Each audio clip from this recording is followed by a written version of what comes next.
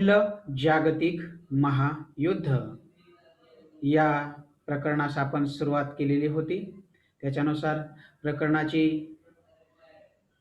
प्रस्तावना आणि त्यातील जे आपण 4 उपघटक बघणार आहोत, त्यातील पहिला जो उपघटक आहे, पहिल्या जागतिक महायुद्धाची कारणे या सब टॉपिकला आपण सुरुवात केलेली होती आणि या कारणांअंतर्गत आपण जवळजवळ 2 कारणे यापूर्वी अभ्यासलेली होती. ते म्हणजे युरोपची 2 गटामध्ये झालेली जी विभागणी होती, ही विभागणी म्हणजे जे 2 गट होते, जर्मनी, ऑस्ट्रिया व इटली, आणि दुसरा म्हणजे इंग्लंड, फ्रान्स व रशिया. या 2 गटात झालेली जी विभागणी होती ती पुढील काळामध्ये पहिलं जागतिक महायुद्ध घडून येण्यास कारणीभूत ठरली. त्यानंतर पुढचं आपण बघितलं होतं लष्करी स्पर्धा. मग या 2 गटामध्ये आपलं वर्चस्व प्रस्थापित करण्यासाठी, आपलं सामर्थ्य वाढविण्यासाठी जी स्पर्धा सुरू झाली होती, लष्करी स्पर्धा, या लष्करी स्पर्धेचंच रूपांतर पुढे त्या पहिल्या जागतिक महायुद्धामध्ये झालेलं दिसतं. आता या पहिल्या जागतिक महायुद्धाचं तिसरं जे कारण आहे ते म्हणजे आक्रमक राष्ट्रवाद. आता आक्रमक राष्ट्रवाद कशाला म्हणाल तुम्ही? सर्वप्रथम आक्रमक राष्ट्रवाद समजून घेण्याच्या अगोदर राष्ट्रवाद आपल्याला समजला पाहिजे. राष्ट्रवाद तुम्हाला SY जनरलला होतं बघा मागील वर्षी. राष्ट्रवाद म्हणजे आपल्या राष्ट्राविषयी असलेली प्रेमभावना. परंतु मग आक्रमक राष्ट्रवाद म्हणजे काय सांगता येईल नेमकं? आक्रमक राष्ट्रवाद म्हणजे आपल्या देशाविषयी असलेलं प्रेम, पण इतर राष्ट्राविषयी असलेला द्वेष किंवा द्वेषाची भावना म्हणजे आक्रमक राष्ट्रवाद होय. तर फ्रान्समध्ये जे प्रजासत्ताक होतं, मग या प्रजासत्ताकाने काय केलं? जर्मनी विरोधील ज्या भावना होत्या ते भडकविण्याचं काम केलं. भावना भडकविणे म्हणजे अगदी कुठपर्यंत त्याची मर्यादा? अगदी लहान मुलांच्या मनामध्ये देखील पेरलं गेलं. एक सुडाची भावना निर्माण करण्यात आली की जर्मनीने, म्हणजे जर्मनी नावाचं अमुक अमुक राष्ट्र आणि या राष्ट्राने आपल्या देशावर मोठ्या प्रमाणावर अन्याय आणि अत्याचार केलेले आहेत, अशी एक सुडाची भावना या लहान मुलांमध्ये देखील ती रुजवण्यात आली. आणि तसेच म्हणजे जे तरुण वर्ग होता त्याच्यामध्ये देखील ही भावना रुजवण्यात आली. म्हणजे काय? मी सुडाची भावना जर्मनीविषयी म्हणजे मी तुम्हाला काल सांगितलं की फ्रान्स व प्रशिया यांच्यामध्ये जे 1870 मध्ये युद्ध झालेलं होतं, या युद्धानंतर फ्रान्सचे जे प्रदेश होते अल्सेस व लॉरेन्स, हे प्रदेश त्या प्रशियाला देण्यास म्हणजे भाग करण्यात आलं. आणि त्याच्यानंतर काय, म्हणजे ती एक सुडाची भावना निर्माण झाली. आपल्यावर जर एवढा अन्याय होतोय तर मग ही जी भावना होती तुमच्या अगदी लहान मुलांमध्ये देखील ती रुजवण्याचा प्रयत्न करण्यात आला या फ्रान्स प्रजासत्ताकाद्वारे. मग याच्यातूनच पुढं काय झालं की जर्मनीने आपले अल्सेस व लॉरेन्स जिंकले आहे ना, तर ही एक म्हणजे आपल्या राष्ट्राचा हा एक मोठा अपमान आहे.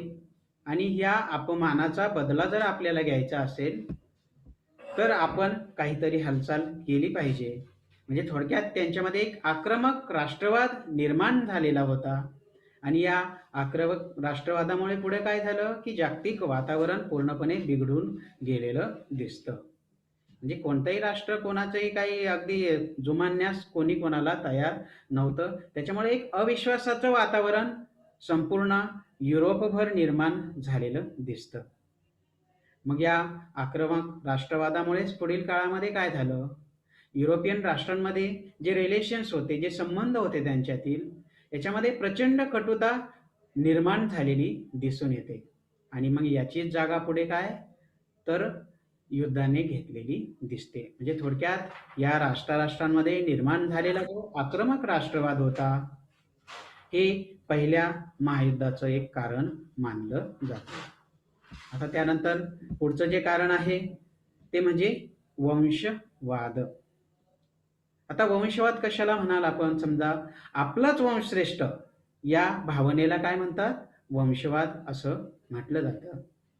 मग जर्मन वंश श्रेष्ठ म्हणून जर्मनीचे वर्चस्व सर्वत्र प्रस्थापित झाले पाहिजे असं त्या जर्मनीच्या लोकांना वाटू लागलं. तर दुसरीकडे कोण होता? सर्बिया आणि तुमचा रशिया. सर्बियाने काय केलं, म्हणजे सर्व रशिया आणि सर्बियामध्ये एक टोटल जे लोकसंख्या जी होती ती स्लाव वंशाचे लोक तेथे राहत होते. मग या सर्बियानं काय केलं, एक सर्व स्लाव नावाचं आंदोलन उभारलेलं दिसतं. त्याच्यासाठी त्यांनी रशियाची देखील मदत घेतलेली होती. रशियाही धावून आला, कारण मी तुम्हाला सांगितलं की सर्बिया व रशिया राष्ट्रामध्ये एकाच वंशाचे लोक होते, तर म्हणजे स्लाव वंश. मग आपला वंश, आपल्या वंशाचं श्रेष्ठत्व सिद्ध करायचं असेल तर आपण एकत्र येऊन एखादं आंदोलन उभारलं पाहिजे. आणि त्यातीलच हे आंदोलन म्हणजे सर्व स्लाव आंदोलन जे सर्बियाने उभारलेलं दिसतं. मग आमचा वंश श्रेष्ठ आहे हे सिद्ध करण्यासाठी या सर्बियन तरुणांनी काय केलं, वेगवेगळ्या गुप्त संघटनांची स्थापना केली. त्यामध्ये फॉर एक्झाम्पल बघितलं तर काळा हात किंवा ज्याला ब्लॅक हँड असं म्हटलं जातं. दुसरी जी संघटना आहे ती म्हणजे ऐक्य किंवा मृत्यू, युनियन ऑर डेथ, म्हणजे एकत्र व्हा किंवा बलिदान द्या असा त्याचा अर्थ.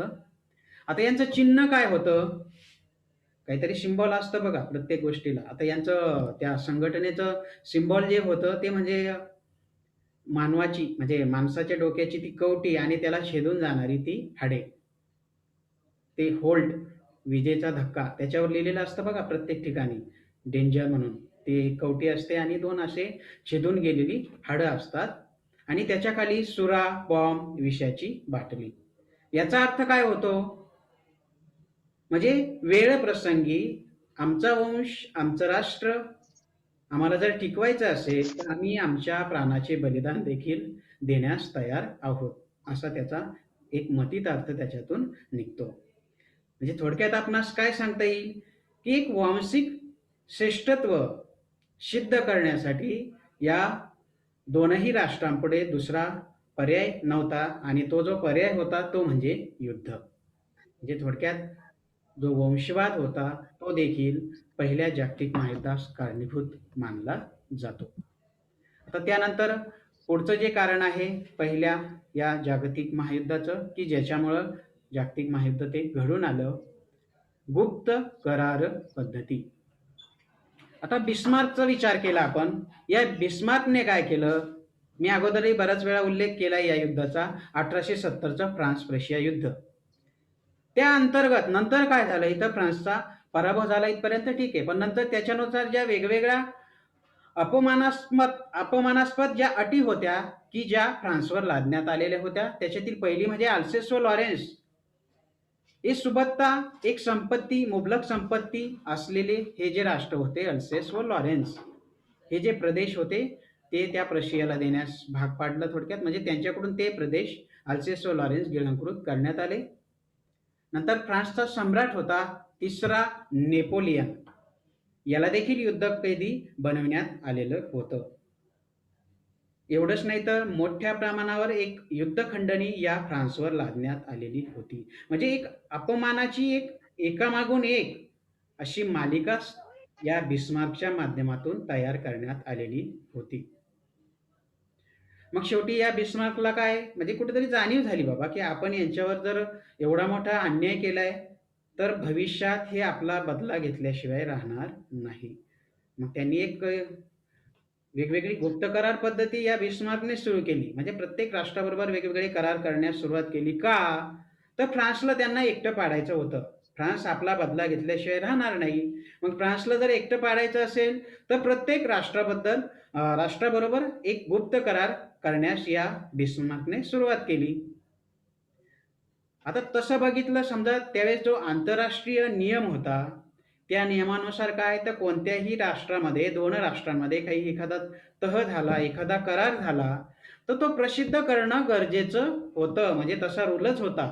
पण बिस्मार्कने तसं तो नियम पाळलेला नाही. म्हणजे एकामागून एक गुप्त करार होत गेले पण त्याने ते तसं काही कोणाला सांगितलं देखील नाही. म्हणजे फॉर एक्झाम्पल आपण बघितलं 1879 मध्ये ऑस्ट्रिया या राष्ट्राशी त्यांनी गुप्त करार केला. पुढे 1882 मध्ये इटली राष्ट्राबरोबर एक करार झाला आणि अगदी पुढं 1887 मध्ये रशियाशी देखील एक गुप्त करार करण्यात आला. म्हणजे अगदी ते रेल्वे प्रकरण वगैरे जर म्हटलं समजा, तर त्या रेल्वेच्या वेळी अगदी वेगवेगळ्या राष्ट्रांना त्यांनी ज्या भेटी दिलेल्या होत्या, या भेटी देखील एकदम म्हणजे आपण काय म्हणतो, एकदम गुप्तता त्याच्यात पाळण्यात आलेली होती. मग पर्यायीनं काय झालं, या गुप्ततेमुळेच काय झालं, की शत्रू गटामध्ये एकदम संशयाचं वातावरण निर्माण झालेलं होतं. म्हणजे फ्रान्सने देखील काय आपल्या गुप्त करार पद्धतीमध्ये माघार घेतलेली नाही. त्यांनी देखील वेगवेगळे गुप्त करार त्यावेळेस घडवून आणलेले होते. त्यामुळं काय झालं, या राष्ट्रांमध्ये एक संशयाचं, एक अविश्वासाचं वातावरण निर्माण झालेलं होतं. म्हणूनच मग संपूर्ण आंतरराष्ट्रीय राजकारणाचा, आंतरराष्ट्रीय वातावरणाचा जर विचार केला, तर एक तणावग्रस्त परिस्थिती त्यावेळी निर्माण झाली होती. ठीक आहे, बिस्मार्क समजा वेगवेगळे करार या राष्ट्राने समजा फ्रान्स किंवा त्या बिस्मार्कने केलेले असतील, तर याच्यात गुप्तता होती.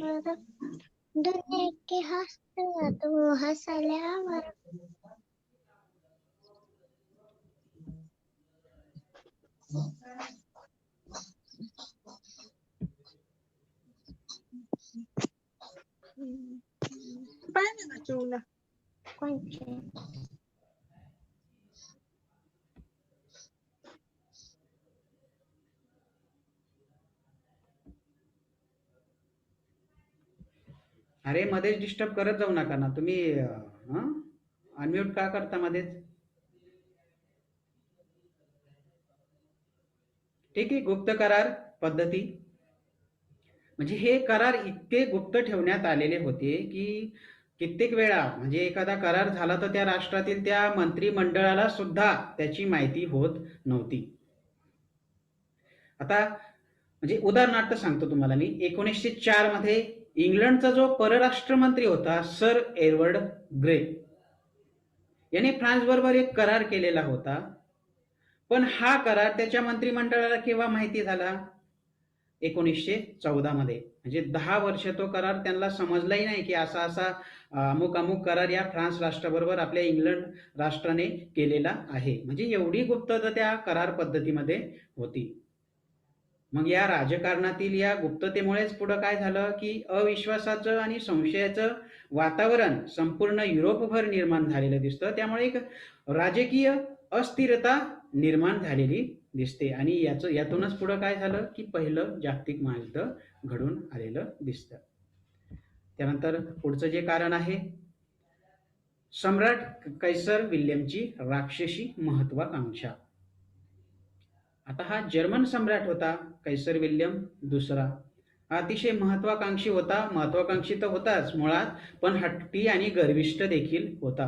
म्हणजे समझोताची भूमिका वगैरे बिस्मार्कची जशी भूमिका होती ना, की एखाद्या ठिकाणी काहीतरी समझोता करून आपण एखादा वाद, एखादा प्रश्न मिटवू, अशा प्रकारची भूमिका या कैसर विल्यम दुसऱ्याकडे नव्हती. प्रत्येक गोष्ट ही फक्त आपल्या मर्जीप्रमाणे झाली पाहिजे. म्हणजे आपल्याला जे वाटेल ना तेच झालं पाहिजे. असा एक त्याचा थोडक्यात हट्ट होता. म्हणजे इंग्लंड सारखं जे शक्तिशाली राष्ट्र होतं, या राष्ट्राला देखील त्यांनी एक वसाहतवादाच्या बाबतीत आवाहन दिलेलं होतं. मग याच्यावरूनच पुढं काय झालं, की त्यांच्यामध्ये मोठ्या प्रमाणावर कटुता निर्माण झाली. म्हणजे तो घमेंडी होता थोडक्यात. मग याच्यातून पुढं काय, म्हणजे त्याचं एक वाक्य होतं, लक्षात ठेवा. आणि तो काय म्हणायचा, एकतर मी जागतिक सत्ताधीश होईल, नाहीतर सर्व नाश पत्करेन. म्हणजे जी काही सर्व सत्ता असेल, एक तर मी ती पूर्णपणे काबीज करीन, त्याच्यावर माझं वर्चस्व मी प्रस्थापित करेन. जर ते मला जमलं नाही तर मी सर्वनाश पत्करेन. म्हणजे हे अगदी यावेळी ज्या ऑब्जेक्टिव्ह वगैरे एक्झाम झाल्या ना, तर त्याच्यामध्ये हा प्रश्न विचारलेला होता बरं का, की हे वाक्य कोणाचं? एकतर मी जागतिक सत्ताधीश होईन, नाहीतर सर्व नाश पत्करेन. म्हणजे असं हायलाइट केलंय बघा मी, ते वेगळ्या कलरने तुमच्या लक्षात येईल. म्हणजे अशी त्याची टोकाची भूमिका होती. स्वभाव अगदी रागीट असल्यामुळे याला कोणी समजावण्याचं धाडस करू शकत नव्हतं. मग ही याची जर महत्वाकांक्षा ही जर पूर्ण झाली, ही राक्षसी महत्वाकांक्षा जर पूर्ण झाली, तर संपूर्ण जग लयास जाईल.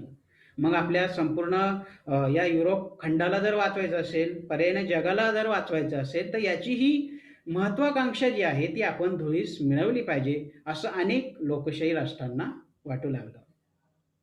मग याच्यातूनच, या भावनेतूनच त्यांनी पुढे जी पावले उचलली, त्याच्या विरोधात जी वेगवेगळे पावलं उचलली, याच्यातूनच पुढं संघर्ष झाला आणि या संघर्षाची जागा पुढं या पहिल्या जागतिक महायुद्धाने घेतलेली दिसते.